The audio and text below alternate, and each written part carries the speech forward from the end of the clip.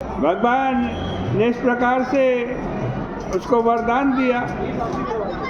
वशिष्ठ जी ने कहा, जिस उपाय से उसका विनाश हो वह उपाय मैं तुमसे कहता हूँ।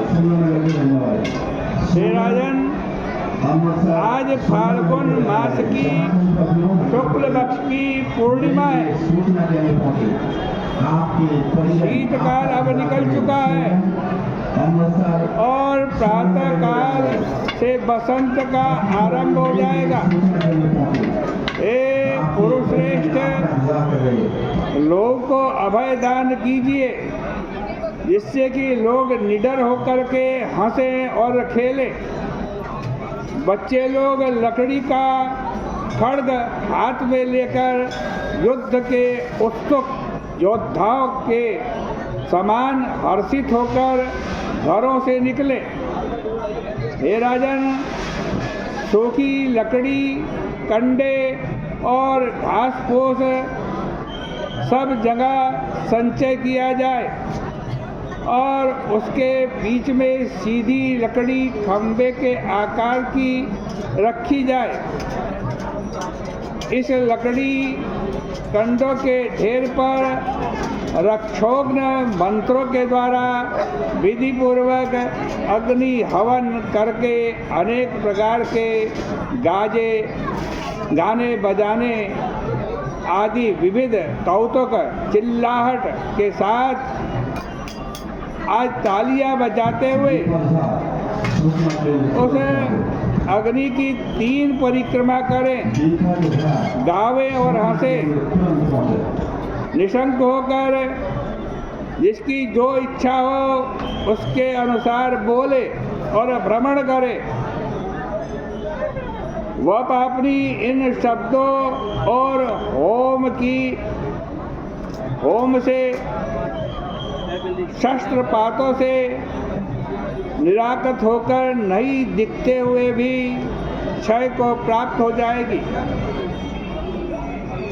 भगवान श्री कृष्ण ने कहा, हे पांडुनंदन, ऋषि के वचन सुन करके उसने, जो बुद्धिमान वशिष्ठ ऋषि थे,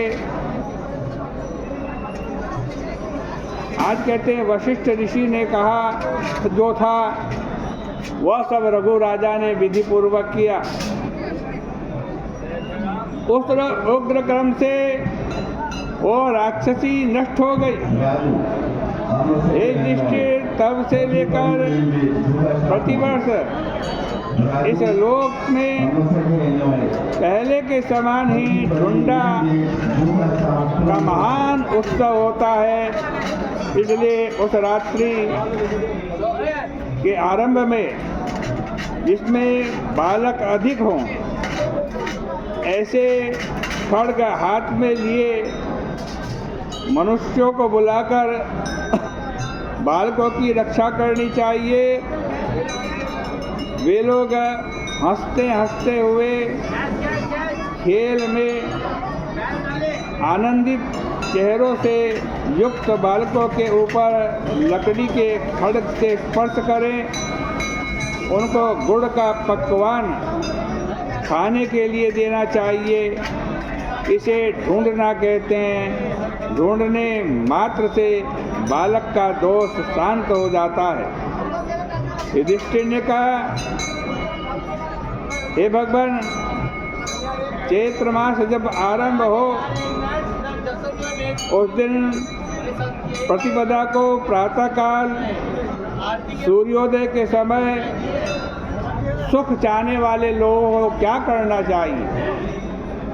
श्री कृष्ण ने कहा, आवश्यक कर्म करके देवता और पितरों के तर्पण के बाद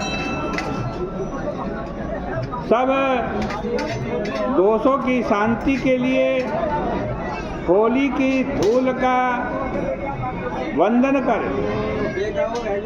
घर के आंगन को लीपने के बाद मंडित करके, चर्चित करके शुभ अक्षतों और अनेक रंगों से स्वच्छ चौक को पूरे, उसके बीच में सफ़ेद चादर से युक्त एक पट्टा स्थापित करे। उसके आगे पल्लवों से युक्त पूर्ण कलश स्थापन करे। उस पूर्ण कलश को स्वर्ण और अक्षतों से युक्त करके श्वेत चंदन से चर्चित करें और उस पर लाल वस्त्र लपेटकर उसे पुष्पमाला से सुशोभित करें। और हे राजन, उस कलश पर रति सहित कामदेव की पुष्पमालाओं से शोभित सुंदर प्रतिमा को स्थापित करें। उसके बाद रति और कामदेव का पूजन करें। इस प्रकार से होलिका का उत्सव शास्त्र में कैसा वर्णन किया आपके सामने कहा।